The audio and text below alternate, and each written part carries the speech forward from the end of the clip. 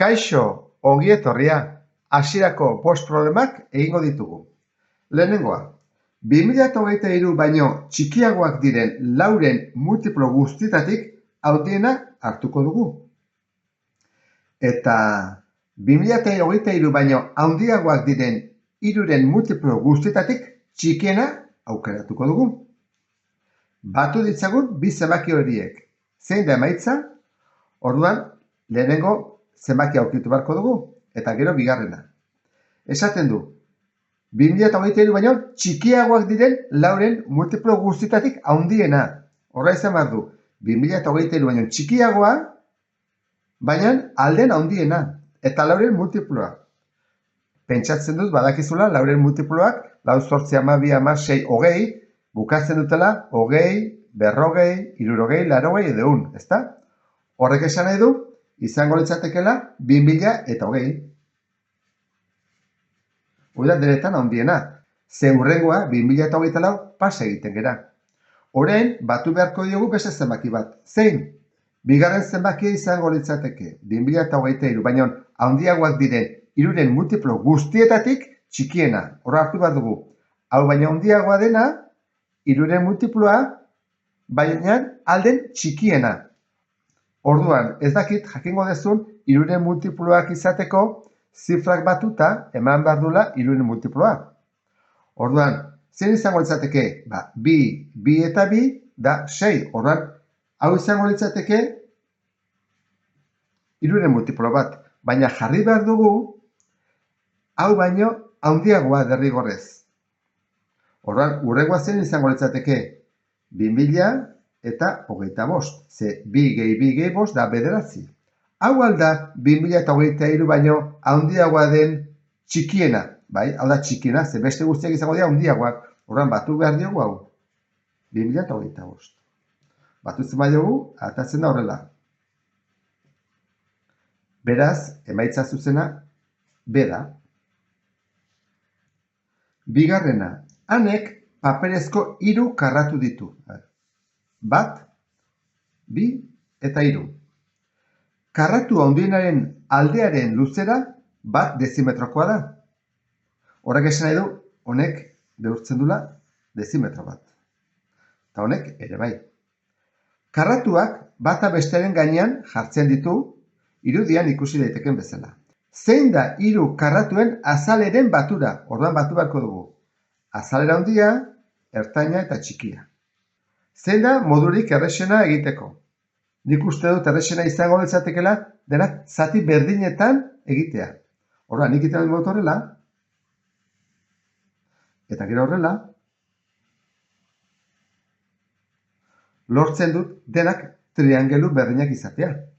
Zein da olako triangelu bakoitzaren azalera? Ditugu, 1, 2, 3, 4, 5, 6, 7, 8, 9, 10, 11, 12, 13, 15. Edo beste erabatea kontatuta, hemen 4 daude, hemen 4, hemen 4, eta hemen 4, 16. Orduan, zenbat neurtzen du karratu handiak izango litzateke? 16 eta 16. Hau da, 16-enak dira eta 16 triangelu. Bigarrenak, hau izango litzatekeela, zenbat 16-en ditu? 1, 2, 3, 4, 5, 6, 7, 8. Horra ditu, 8 16-en bat inbarko genioke. Horra ditugu 16 triangelu, gehi 8 triangelu. Eta txikian, 1, 2, 3, 4. Baditugu beste 4. Triangelu guzti hauek ditugu, bat bestean gainean jarrita. Batutzen behar dugu, zenbat 16-en ditugu?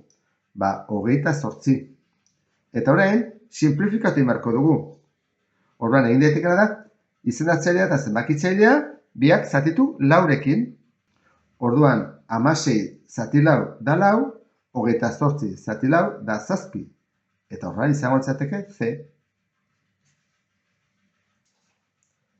Hirugarrena, lauki zuzen bat bi zatitan bana daiteke lerro zuzen bat erabiliz. Noski, marra bat egiten badugu, bitan banatzen da. Zer bi irudi ezin dituzu lortu? 5 daudenez, jarriko ditut 5. Eta beste gertatzen den. Lehenengoa, triangelu bat eta lauki bat. Hori egin daiteke hemendik atatzen banaiz. Hori egiten badut. Hau da, triangelu bat, eta hemen bat, bi, hiru, lau. Hora, lehenengo egin daiteke. Triangelu bat eta pentagono bat. Zatitzen dut horrela, orain ditut. Hemen hiru, eta hemen bat, bi, hiru, lau, eta hemen beste bat, bost. Ikusten da uste dut, ezta? Hola egiten bada, bost ditu, bat, bi, hiru, lau, bost. Eta hola egin badugu, hemen lau eta hiru. Hurrengoa, lauki bat eta pentagono bat. Lauki bat eta pentagono bat. Hori ezin dut egin, ze lauki egiterakoan, atatzen zait bestean ere lauki bat. Hau izango izateke, bi lauki bezala. Nik egiten badut horrela, adibidez, bat, bi, hiru, lau, bat, bi, hiru, lau. Egin daiteke, eta bi triangelu. Hora egiten badut, bi triangelu atatzen dira.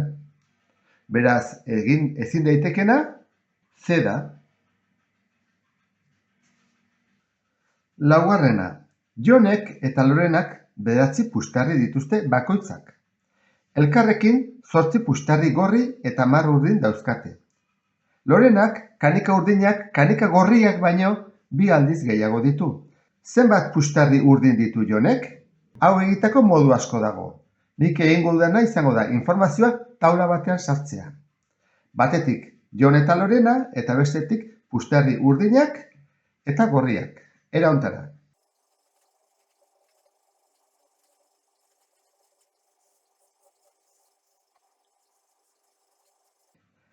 Jonek eta Lorenak zenbat dituzte 9 bakoitzak. Horan, hemen jarriko dugu 9 eta 9. Eta elkarrekin 8 gorri. Horan, gorriak 8 eta urdinak 10. Eta esaten digute Lorenak ditula urdinak gorriak baino 2 aldiz gehiago. Orduan, izateko bikoitza, izan beharko du 6 eta 3 derrigorrez. Horra hau da 6 eta hau da 3. Beraz, hau betetzea oso erraza da, ezta? Izango litzateke 4 gehi 6 10, eta hemen 5 gehi 3 8, eta 4 gehi 5 9. Orduan galdera da, zenbat puxtarri urdin ditu Jonek? Jonek ditu 4 puxtarri urdin. Bosgarrena, dado batean, aurkakoak diren edozein bi aurpegien puntuen batura 7 da beti. Horrek esan nahi du, dado batean, aurpegiak aurkakoa direnean, batura 7 dela. Dado hauetatik, zenbatek betetzen dute baldintza hori? Hasi gaitezen honekin, 2, eta aurkakoa zein da 5. Horan, 2 gehi 5, 7, horrek betetzen du. 6, zein da bere aurkakoa? Hau izaten da, ezta? 6 gehi bat, 7. Eta hori bai, betu, 4 eta 3, 7. Honek betetzen du. Honek bat eta aurkakoa 6 betetzen du. 3ren aurkakoa zein da? Behiratu, hau da. 4 hemen izango litzake. 3 gehi 4, 7. Eta 5en aurkakoa hau da. Igotzen dugu 2, 5 gehi 2, 7. Honek ere betetzen du. Hurrengoa, 3 eta 6. 9. Beraz, honek ez du betetzen. Hemen bai, 2 eta 5, 7, baina hemen ez du betetzen, eta hemen ere ez, begira, 4 eta 5. Hurrengoa, bat, zein da bere aurkakoa? Hemengoa dela 5. 1 eta 5, 6, beraz, ez du betetzen. Eta hemen, 4 eta 3, betetzen du, eta hemen, 2 eta 6, ez du betetzen. Beraz, hau ere ez. Eta azkena, 1 eta 6 betetzen du, 7 dira, 3 eta 4 betetzen dute, eta 2 eta 5 betetzen dute. Honek ere betetzen du. Jarri beharko nuke C. 3 betetzen dute, eta 2 ez dute betetzen. Eta honekin amaituko genituzke lehenengo 5 problemak. Bideoa lagungarria izan zaizulakoan beste bat arte. Agur!